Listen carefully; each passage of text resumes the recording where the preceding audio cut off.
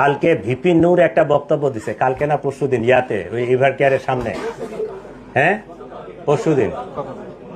ওনার বক্তব্যটা আমার খুবই পছন্দ হয়েছে, আই স্যালিউট হিম।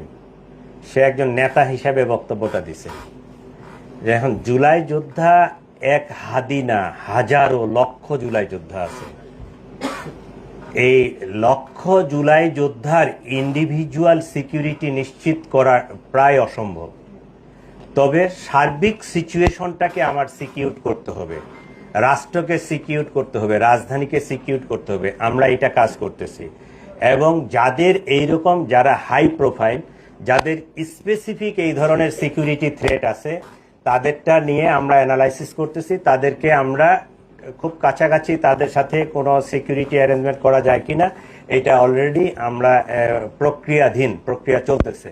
যাদেরকে আমরা ওইরকম খুব হাই থ্রেট মনে করতেছি তাদেরকে আমরা পার্সোনাল সিকিউরিটি দিব, আর ইন্ডিভিজুয়ালি এইভাবে সিকিউরিটি দেওয়া যাবে না। এটা ওভারঅল সিকিউরিটির সিস্টেমটাকে ডেভেলপ করে আমরা এই সিকিউরিটিটাকে আরো ইনহ্যান্স করার চেষ্টা করতেছি।